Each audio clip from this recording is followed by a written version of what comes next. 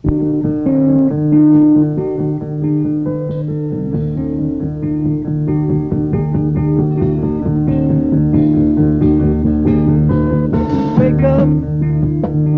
everybody, it's time to get a move on. We got a California jam, one that we can groove on. Greetings, my friends, and welcome back to another story in the life of the old-time rock and roller. We've got new subscribers from all around the world, some great comments, lots of stories are being shared, and I really appreciate that. So thanks for joining me today. Now, I'm going to go back to a great time, April 6, 1974. This is where our story will begin. The California Jam on Ontario Motor Speedway in Ontario, California. They sold 250,000 tickets, and there were probably another 200,000 people that showed up that just flooded on in. Steve Jablecki, Cece, Connie, and myself bought the $10 advance ticket and drove on out to Ontario Motor Speedway. It was a beautiful day that day. We stopped and got a gallon of water each because we knew we'd be out in the sun hot all day long. And we arrived just when there were a few thousand people there. Rare Earth was the first band on the lineup. And let me tell you, for that early in the morning, they came out with such funky feeling. That drummer, man, he could sing and play. And they played all their hits, Born to Wander and I'm Losing You, and it was really exciting. Turn you around.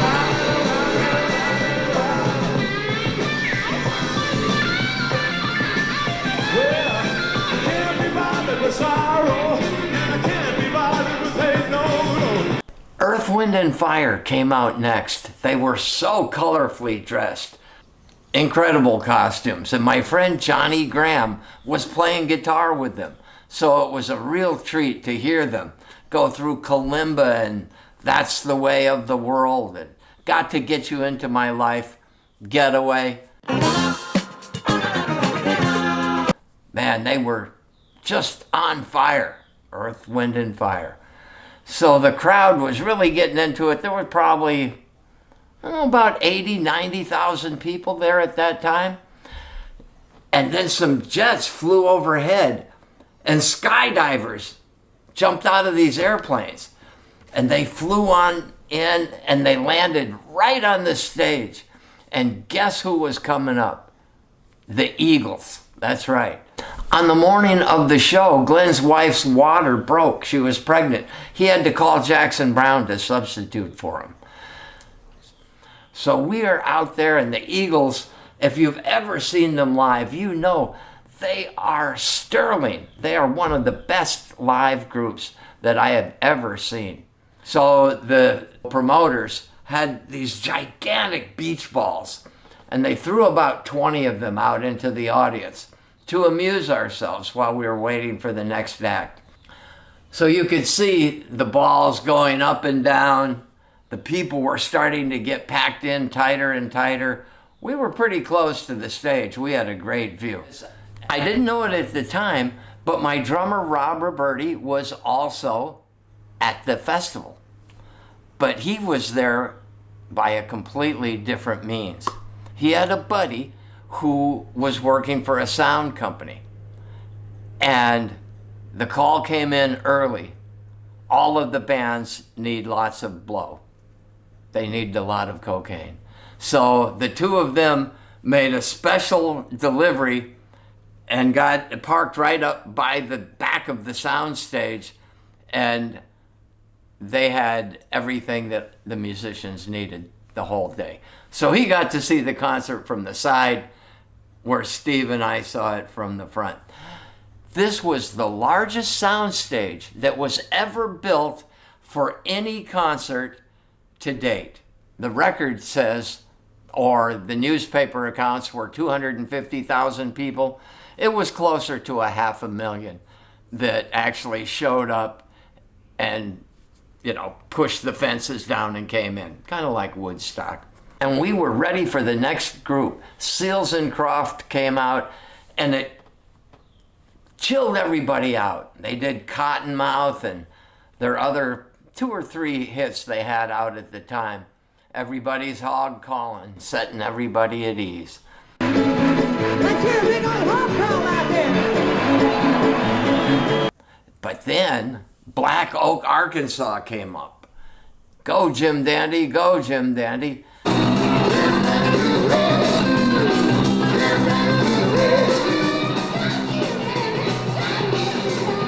They really got the crowd going, and the energy was picking up.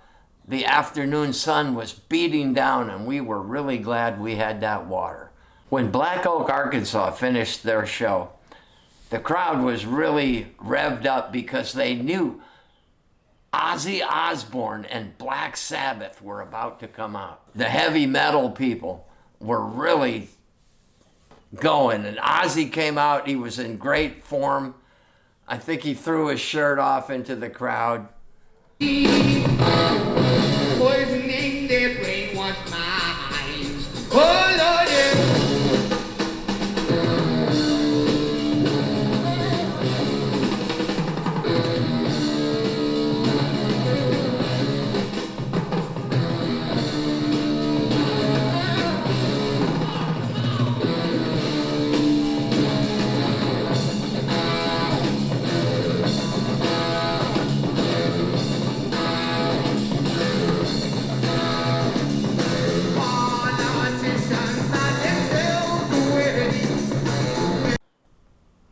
They went through 6 or so of their greatest songs. The sun was starting to go down, and everybody now was ready for the 2 headliners, which actually everybody all day was a headline act. But the 2 closing acts were Deep Purple and Emerson, Lake and Palmer. And Deep Purple thought about, geez, do we want to go after them or before them? So they decided they would go before them. When the promoters of the California Jam approached Ritchie Blackmore about playing the festivals, he said, I've done 7 or 8 of these. They never work out right. I'm really not interested. The promoter kept coming back, and Ritchie said, okay, look, if I do this, here's a couple of things. I will not go on before dark. I need to be the first one that has the lights. And the audience psychologically thinks, boy, none of these other groups had lights. This group does. They must be really, really important. And Ritchie did not want to be upstaged by Emerson, Lake and Palmer because he knew what they had in their show arsenal. The concert ran so smoothly, it was maybe 2 hours before dark. And the promoters came and said, all right, time to go on. Ritchie was furious. He said, no, we're not going on until it's dark. And he went to his dressing room and locked the door, had a couple of drinks. Well, the promoters went to the band and tried to persuade the band to get him to go on. He still wouldn't do it. So finally, it became nightfall, and he agreed to go out on the stage. But he was fuming by that time. You couldn't tell it from his playing. He played really great, didn't let his emotions get to him. But that was why we didn't know this. We were out there after a long day, and we're ready for a Deep Purple. And we're waiting, and we're waiting, and waiting. And finally they came on when the sun went down. Now you know the rest of the story. And when Ritchie Blackmore came out there, I think he had 20 or 30 Marshall cabinets. And David Coverdale, the lead singer for Whitesnake, not for another 10 or 12 years. I had never heard them sound so good.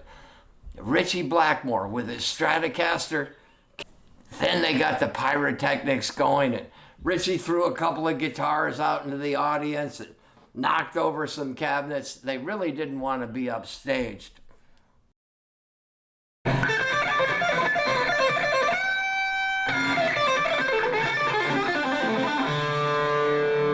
But the pyrotechnics got out of hand. Richie got a little bit mad at one of the cameramen who was filming too close, and he kind of attacked him with his guitar.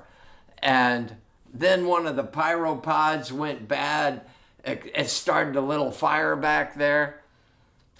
Deep Purple finished their set. I think they helicoptered out of there, and they were really afraid that they might get arrested by the fire marshal. But their show was unbelievable. What a lineup. Man, they sounded good. So finally, we've got Emerson, Lake, and Palmer. Each person in the band, a superstar. Keith Emerson had a special device built where the seat lifted up like on a forklift at one point during a solo, and the thing started spinning around, and he was going like crazy. The lights were going, the cage was spinning, the organ was, it was just, no one had ever seen that before. In fact, maybe 10, 12 years later, Tommy Lee from Motley Crue built the same type of rig with his drum set, and you probably saw that on MTV back in the day. It's a neon, yeah.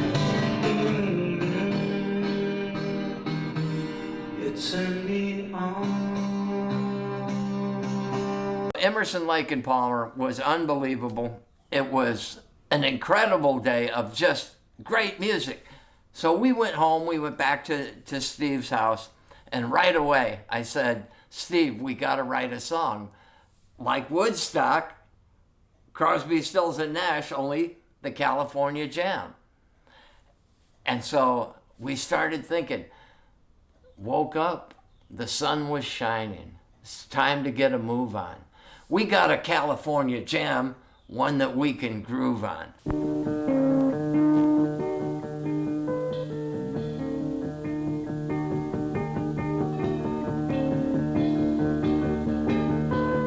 Wake up, everybody, it's time to get a move on. We got a California Jam, one that we can groove on. Steve and I had such a great writing partnership. It was almost like Lennon and McCartney. Now, I'm not saying that we got together and wrote A Day in the Life or anything like that. But we would come together. I'd bring an idea to the table, music with some kind of theme, a story, and we'd sit down and we'd finish that. The Beatles, when they were in their songwriting heyday, every week Lennon and McCartney had a writing day. One day they were working on something and Paul had the lick, but he kept singing ham and eggs, something silly. And every single time before they had gotten together, Lennon and McCartney, and they came away with a hit. So they had their tea break and they came back and John said, let's try a different approach. And he opened up the newspaper and read some line about getting a chauffeur and driving my car. And within a half an hour, they finished Baby, You Can Drive My Car. So there were probably 26 or 7 songs that Steve and I wrote together in our 2.5, 3.5 year writing relationship. So we had some great times. We had some difficult times. There was one night, he was high on angel dust. He threw his clothes off and went running outside, out onto Lancashire Boulevard, naked, yelling, "I love my daddy." I had to find his keys, back his car out, took off after him, found him about a half a mile away. I grabbed him and sort of tackled him and shoved him in the car and brought him back to the house and got him calmed down. There was another night I had taken some LSD, and it was really good. And I felt I was playing my guitar and I had a really funky jam going. And as I was moving up and down the neck, all of a sudden I felt like I was a giant looking down at a city and all of the streets, and all of the strings and the frets on my guitar was like a road map to different villages, different shops, and so forth. And it was a connection of every musical idea that I had over the entire musical spectrum on that guitar neck. So I walked out into the living room and I started playing.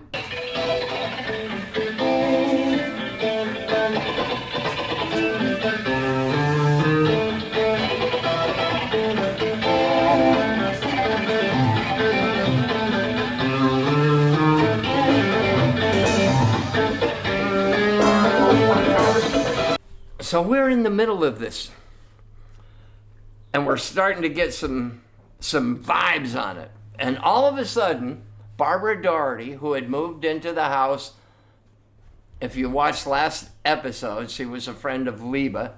Liba found her somewhere. And she walked into the living room and she said,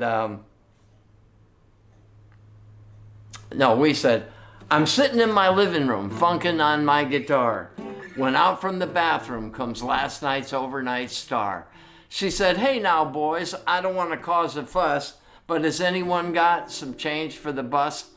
I'm on the move." Rapid City Transit. And that's how the song came out. I reached in my pocket, money coming out at the seams. My soul train was sidetracked, but I was still feeding it steam. She said, "I worked it out, I only need a dime. I want to thank you, boys, I had a real good time. I'm on the move." Rapid City Transit. So we finished the song in a day. We had such a good time when times were good. Like any relationship, when it's good, it's good. When it's bad, it's bad, and usually pretty bad. But one of the highlights of this period in 1974, my sister Marcy came out to visit, and so did my brother Kevin. And anytime, I suppose, you've got family in a different state, Marcy always took advantage of going to visit them. My brother Steve was in the Navy in Mallorca, and she went out there to visit him. I was in California. Got a place to stay, I'm going to see my brother. So there were some great times there. During the course of the year, Terry and I had moved out of Steve's house. We started out renting a cottage in an artist village that was right next to Universal Studios. So all of these little one-room cottages in a circle had a big courthouse, and there were artists all day long building monster masks and creatures from the Black Lagoon and Star Wars types of things. It was very kind of a neat scene. We had to go to the laundromat, and one day I took the clothes to the laundromat, and I was waiting, and a girl about my age, very attractive, started talking to me, and she told me that she was Sylvester Stallone's girlfriend, his mistress actually, and that she had moved out, he paid for it, and put her up in this little apartment to Hollywood after the success of Rocky. So she and I were talking, and she said, "Come on over to my place." So I took my clothes and stopped out over at her house, and we were talking more and getting friendlier, and she said, I really don't feel safe here by myself. If I give you a key, would you stay here with me? I said, "All right, you can give me a key." And then I started thinking about it. And I said, the last thing I need is to be standing here naked with a Woody and Rocky walks in the door. I said, I would get my ass kicked. I I said, you know, you're a really sweet girl, and I appreciate this. Good luck with Sylvester, but I'm sorry, I can't accept your invitation. And I didn't. So we moved from the little apartments to sort of a little better apartment. And my next door neighbor was a guy named Freddie who played in the group Pacific Gas, Light, and Electric. And they were, I think, from Chicago, someplace in the Midwest. And they had 1 or 2 albums out. They were pretty big. And I said, so what happened to the group? He said, well, we were on tour and we stopped at O'Hare Airport and we had a layover for a couple of hours. And when it was time to come back to LA, only half the group came. And we never played again. It was the weirdest thing, he said. So that was interesting, how you can be on a major label deal, out on tour, you stop at an airport and half the band just spaces out and goes away. But that was the crazy world of Hollywood, and that was the world that I was living in. I want to give a shout out to my drummer friend named Reese Clark. Reese played with the Billy Joel band before he got signed and became Billy Joel. Reese helped us out on our early practices while we were looking for a drummer, and he took our early PR photographs. So thank you for that, Reese. My drummer, Rob Roberti, ran into this guy from the Blues Image. If you recall, they had a hit song called Ride, Captain, Ride. So they were looking to do a follow-up single, and Rob got me in on the action. I went out and rehearsed with him. We did the recording. I don't know whatever happened to the record, but just one of those things that happens in LA, and I thought I'd mention it. Terry and I moved over to Fountain Avenue so she could go to Los Angeles City College and it would be closer. And I decided to take classical guitar and sight singing there, which I enjoyed very much. At the same time, my brother Steve came and stayed with us for a couple of weeks before he went on to San Francisco. It was great having the family come out. There was one time when my brother Kevin was visiting, and we wanted to go to a nightclub, but he was maybe 20, 19, I don't recall. So Steve Jablecki had a beard, and we said, use Steve's driver's license and just tell him you shaved your beard and are wearing glasses now. So we went to the club, and the guy said, hey, this doesn't look like you. And Kevin said, yeah, I shaved my beard and I'm wearing glasses now. And he said, okay, come on in. So we had a great time at the club. If you recall, in one of my earlier episodes, I think it was with the Boston Rock Symphony, and I had the jam session with Melvin Wax, the Berkeley student, who was all head and no soul. He was finishing his homework from Berkeley, and he was sight reading Mozart when I got there for our jam session. And I thought, oh, I got to get out of here. He said, no, let's jam. I said, okay, what do you want to do? And he said, let's jam some Hendrix. So I said, okay, great.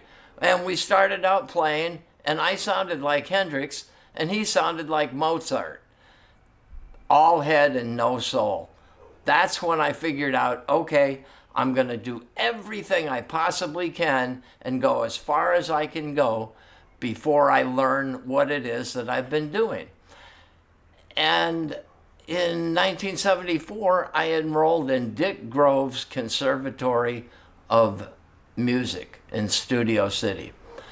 Dick was a bebop piano player, and he'd play through some changes, and you'd go, wow, how can anybody do that? And he said, I haven't practiced in 10 years. I just know what all the good notes are.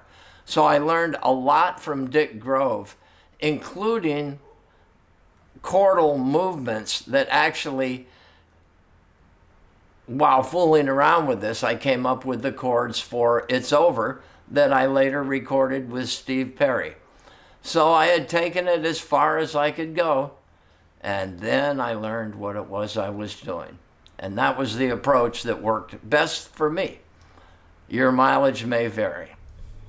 We went through the summer. Everything was cool. Dave Hayes, my buddy that used to play with me in Pale Rider, called me up. He said, I'm playing with Van Morrison. Actually, I knew that. And playing the Shrine Theater. Why don't you come down and be my guest for Don Kirshner's rock concert? So that was in October. And I went down for the filming and saw Dave, and you can see all about that in the Van Morrison connection. And November rolled around, and I knew things were getting rocky, and Steve's throat was shot. He had to have an operation on his polyps, and he was going to be out 4 to 6 weeks. Well, we lived by our gigs, and nobody in the band wanted to cancel. But we didn't have a singer if Steve wasn't there. Rob introduced me to Raymond Victor, a keyboard player vocalist. He's from Chicago. He was really good, had a bluesy voice. He could play really well, and he was staying at the Hollywood Arms. So we went over, and Ray played and sang, and he really impressed me. In fact, when Ray lived in Chicago and Ramsey Lewis was playing at the Playboy Club, he'd go off and smoke some reefer in the alley, and Ray would show up and say, hey, can I go in and play the piano and sit in while you're on the break? And Ramsey said, yeah, after he heard him play, of course. And so Raymond was really good. And he said, yeah, I'll sit in and we can do these gigs to fill in while Steve Jablecki's out. It caused a tremendous upset between the management and me and the band. How can you go off and play a slingshot if you don't have Steve Jablecki? We got to play, man. The dates were on the books, and I never canceled. So we proceeded to go ahead with those shows. But I felt like the Titanic was starting to sink. And I said, I need a good music business attorney so I can meet a new vocalist and maybe get a deal that way.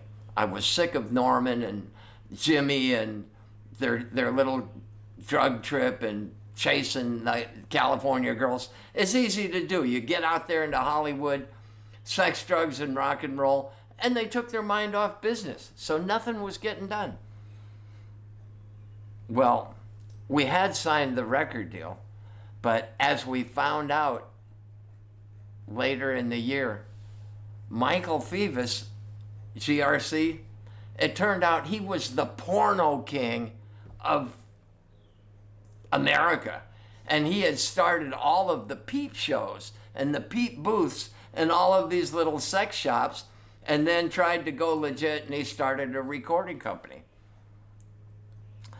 So the IRS busted him for all of this porn money he was making off the books, kind of like racketeering or something.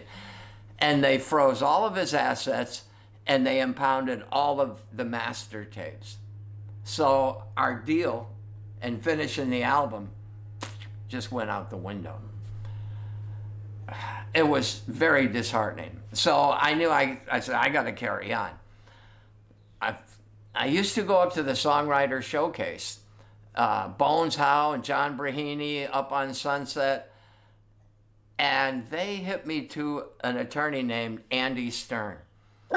So I called Andy, I went in and I met with him and explained my situation, and he told me about a singer named Steve Perry.